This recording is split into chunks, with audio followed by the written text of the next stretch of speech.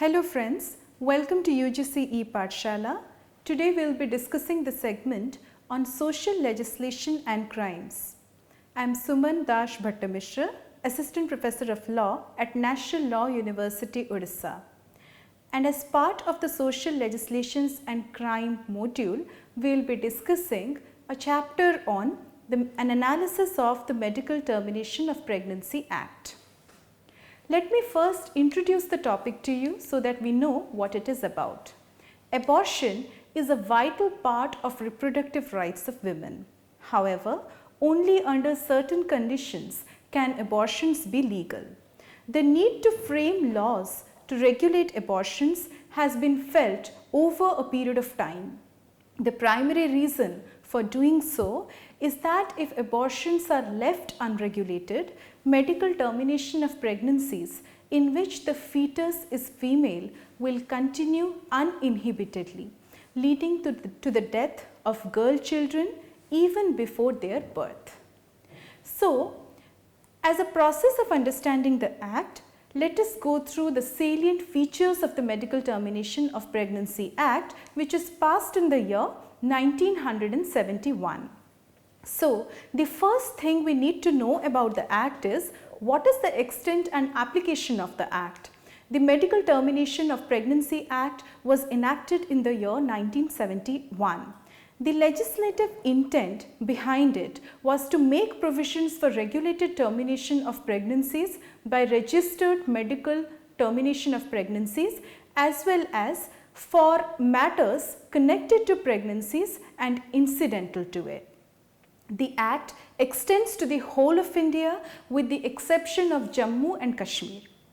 So, what are the qualifications for conducting abortion? Section 2 of the Act provides definitions of important terms which are relevant to the legislation.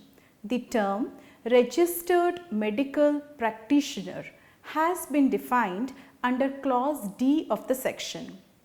Now, according to the section, a registered medical practitioner should have the following qualifications. She or he should have recognized medical qualification under clause 2H of the Indian Medical Council Act. His or her name should have been entered in the state medical register. She or he should have experience or training in gynecology and obstetrics. So, what is a legitimate termination of pregnancy then? Now that we have known who can conduct or at what point of time a person would be said to be legal enough to conduct medical termination of pregnancies, we should know when a pregnancy termination is considered to be legitimate or legal. Section 3 of the Act lays down the conditions under which medical termination of pregnancy will be legitimate.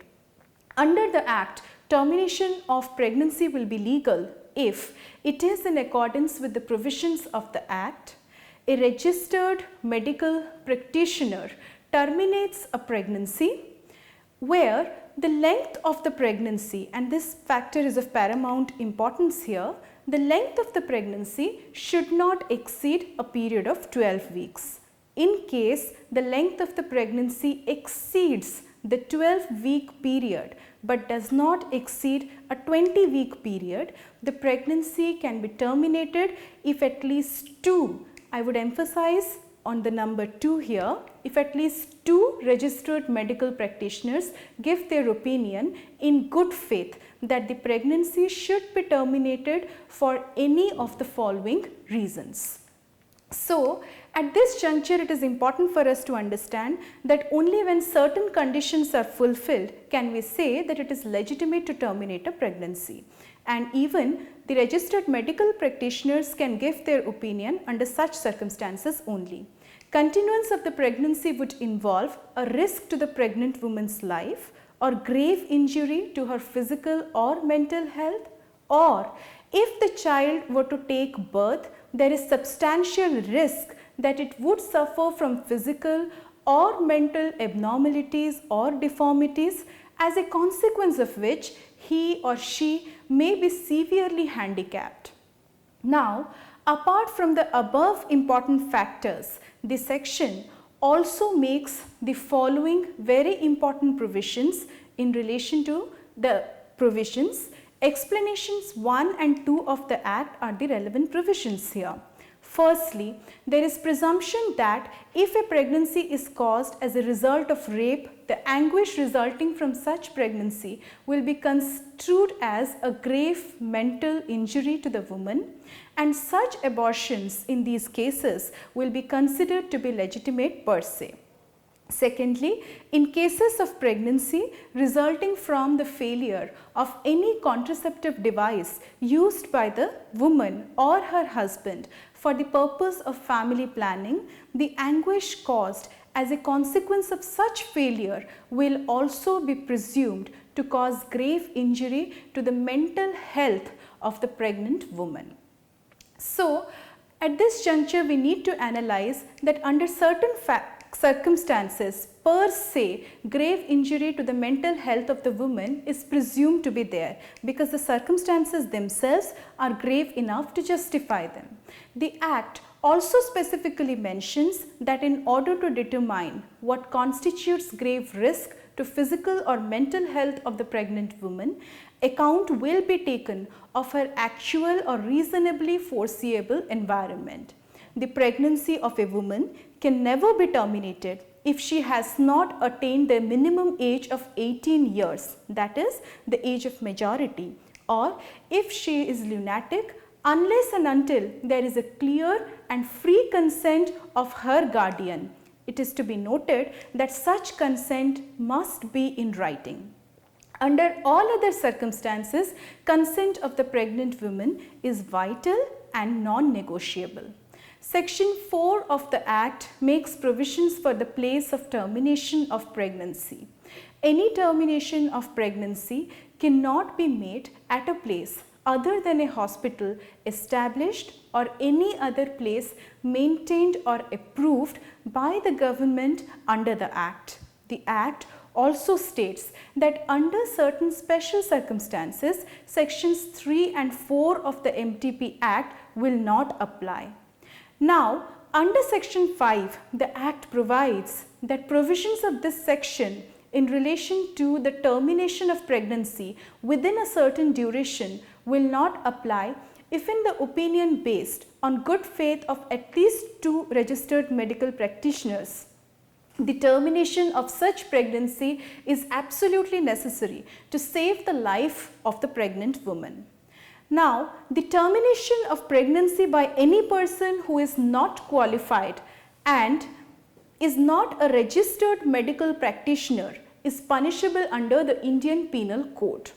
So, it is important for us now to understand what are the powers of the central government to make rules which are effective for implementation of the Act. By notification in the official gazette, the central government can make rules for effective implementation of the Act. The purpose of such rules may be to make provisions for any or all of the following matters. Firstly, training and experience of registered medical practitioners. Such other matters that may be provided by rules under the MTP Act. Now, training of registered medical practitioners is a vital aspect and the central government has power to make rules pertaining to that.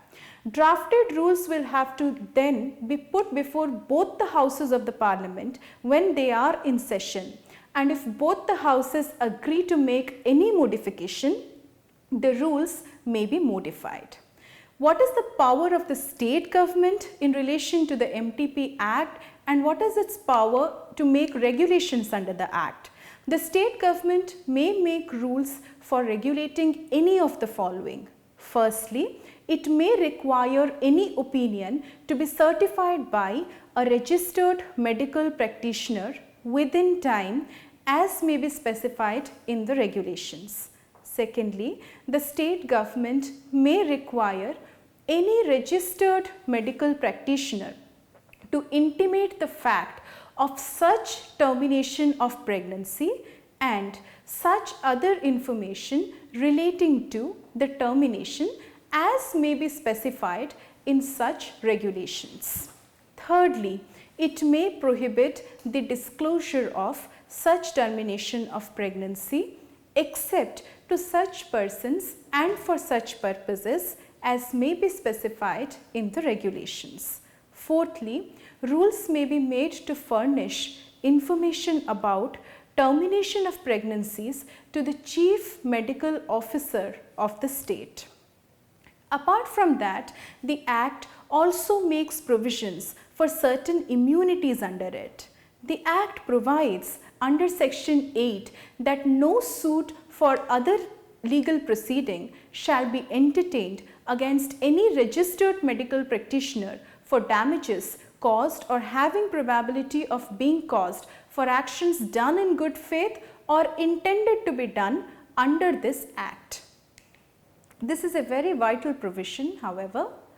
Now, the Medical Termination of Pregnancy Act has made certain very relevant provisions, but still it suffers from some shortcomings. The MTP Act suffers because it is several decades old and is not adequately equipped to meet the current challenges. It suffers from very serious drawbacks, as a consequence of which regulating backdoor and illegal abortions becomes extremely difficult. Now, some of the primary drawbacks of this legislation are as follows. Firstly, and most importantly, the biggest difficulty in the MTP Act is the fact that after the period of 20 weeks, a pregnant woman is not allowed to abort her child. This includes those cases in which congenital defects are discovered in the fetus after the period of 20 weeks. As a consequence of such provisions, parents may be forced to give birth to children despite the fact that such children will suffer from complex health hazards for the rest of their lives. This was the subject matter of the case filed by Harsh and Nikita Mehta along with Dr. Nikhil Dattar. Details of the case have been discussed subsequently in this module, and we will talk about the nitty-gritties of it a little later. Another major drawback of the MTP Act is the requirement that abortions may be made only by a certain category of medical practitioners.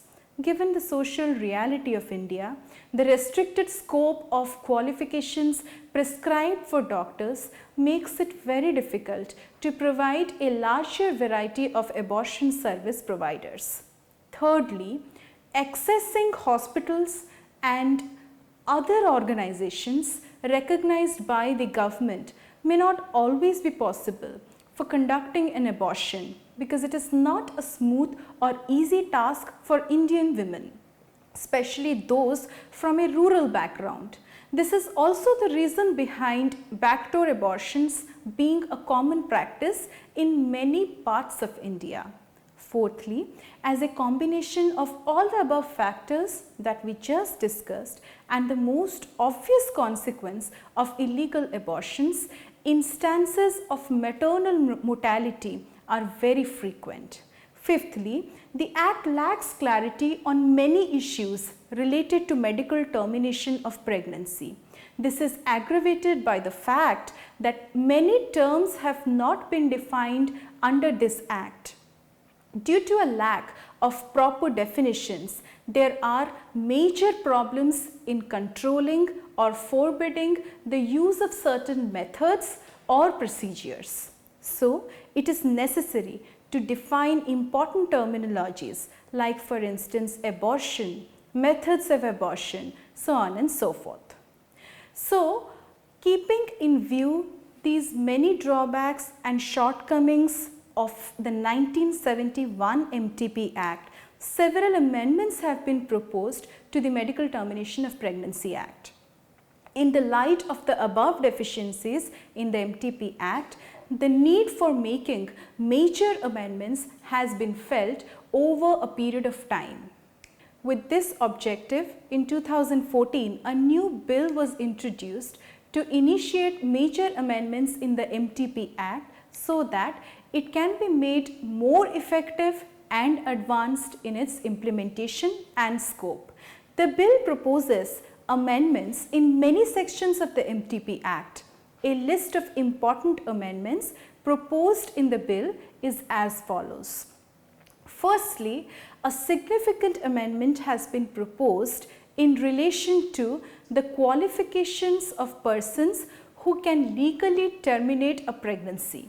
As per the 1971 law, a registered medical practitioner whose qualifications are recognized under the Indian Medical Council Act alone can make a legitimate abortion.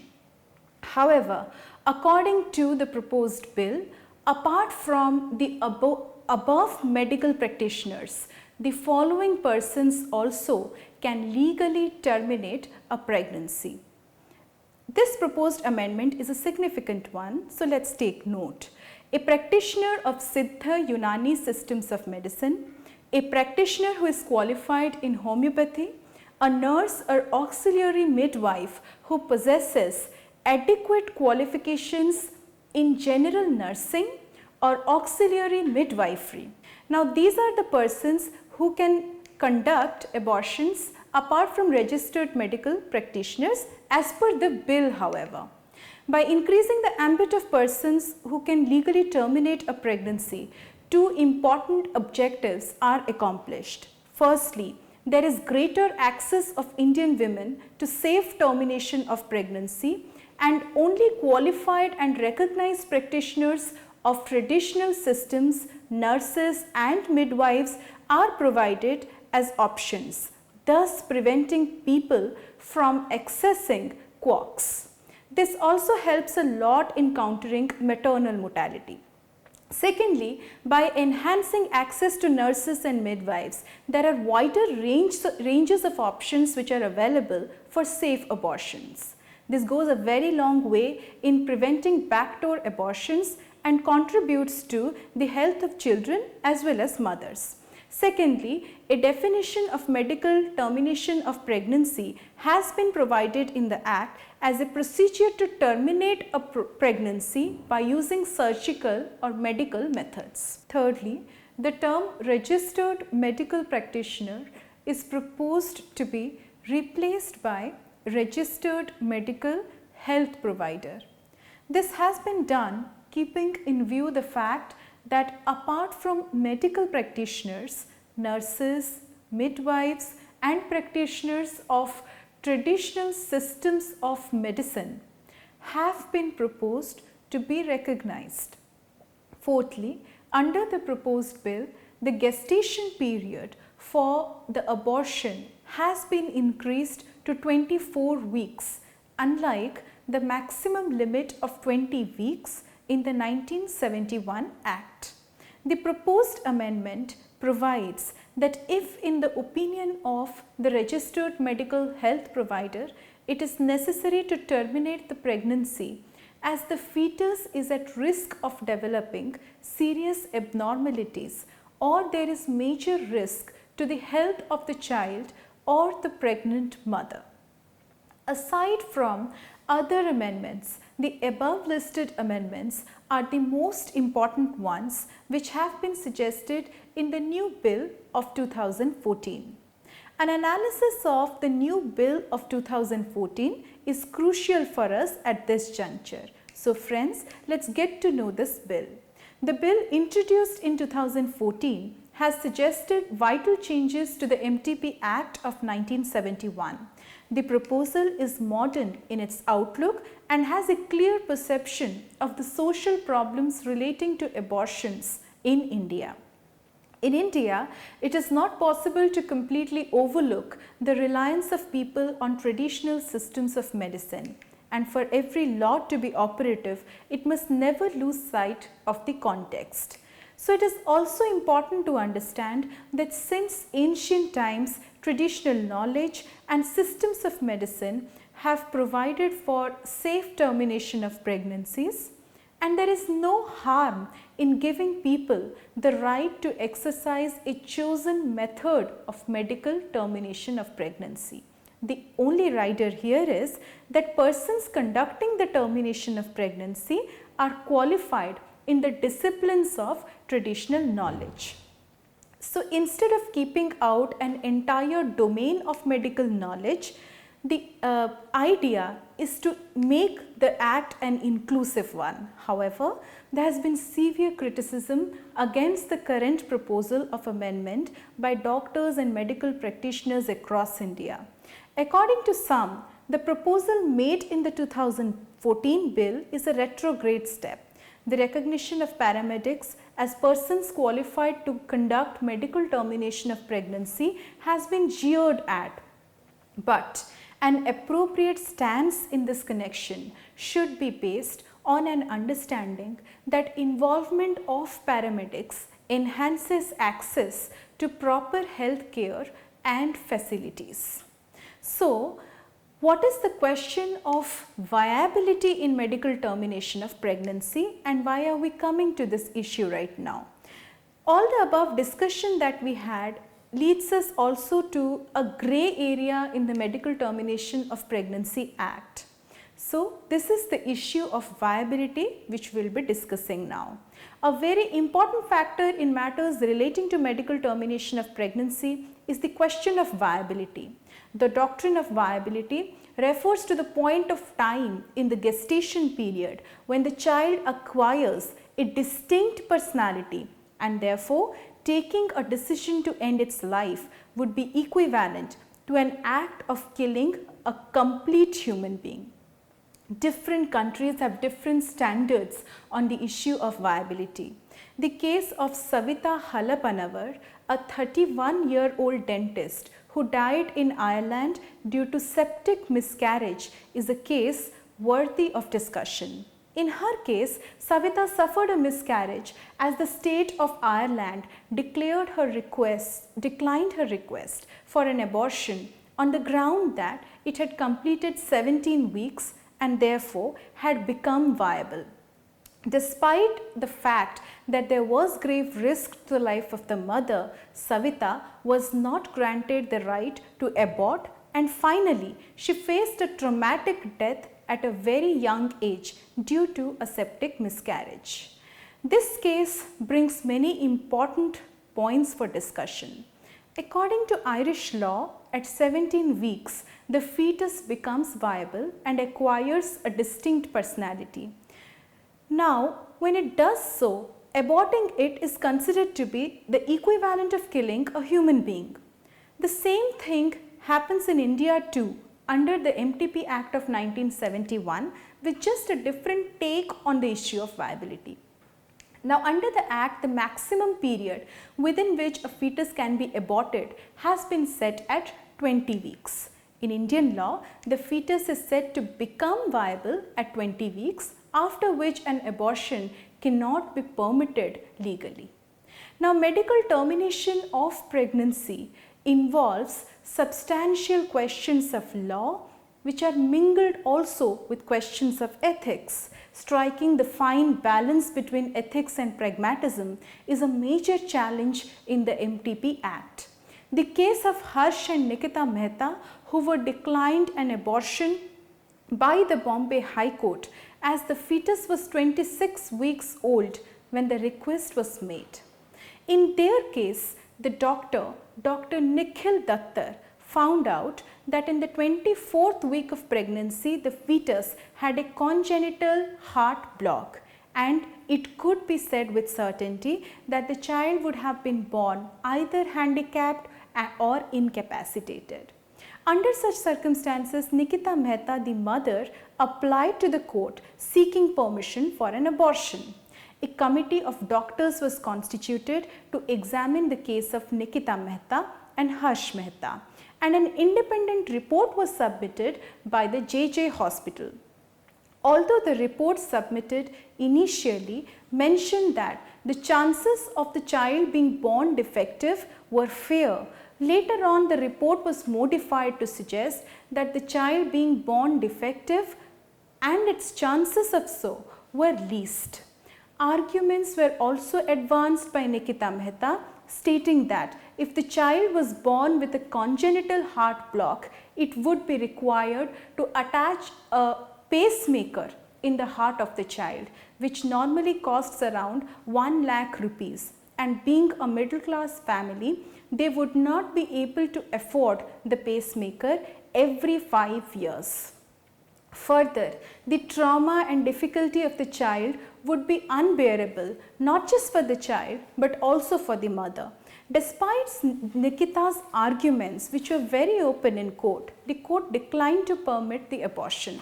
Harsh and Nikita Mehta had also requested the court to amend the MTP Act. However, the court said that it did not have the authority to legislate and the interpretation of the law was very clear in this regard.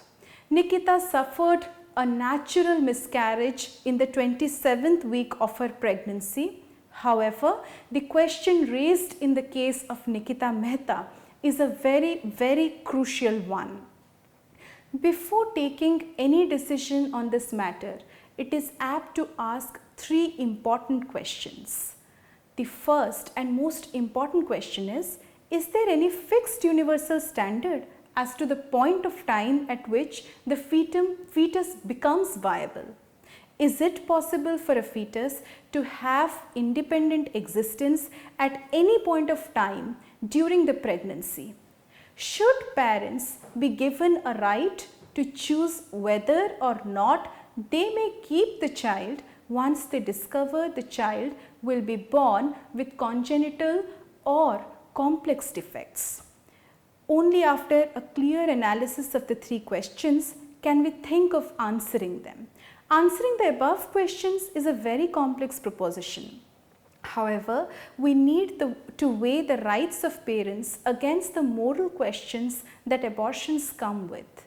If every parent is allowed to terminate a fetus because it would be born with birth defects, will that not be against the moral standards of procreation?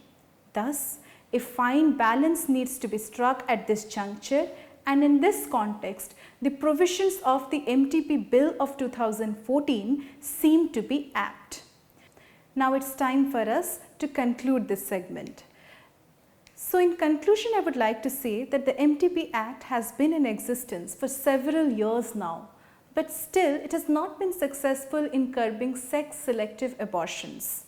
The Act needs serious revamping and restructuring to cater to modern needs. In this line, the suggestions in the 2014 Amendment Act need to be considered and deliberated on, and they do appear to be progressive in many terms. So let us summarize what we understood so far. The MTP Act 1971 has been enacted to regulate the termination of pregnancy under adequate supervision of registered medical practitioners. Although illegal abortions are an offence under certain conditions, abortion is legal. These conditions have been discussed in detail under the Act. A major loophole of the MTP Act is that it does not allow abortion after 20 weeks of pregnancy, even if there are congenital defects in the fetus. By limiting the qualifications for medical practitioners, a dearth has been created in relation to people who can conduct an abortion. In order to expand the scope of persons who can conduct abortion safely, the new bill has extended the rights to other qualified medical health providers. In Harsh and Nikita Mehta's case, the court has discussed the relevance of not giving permission to terminate the pregnancy after 20 weeks of period. The MTP Act needs to be amended seriously for ensuring that women have safe access to safe abortions and medical care. So finally, this is what we have understood about the Medical Termination of Pregnancy Act, which has critical ramifications on the criminological segment. With this, I would like to conclude this segment for you. See you again later. Thanks.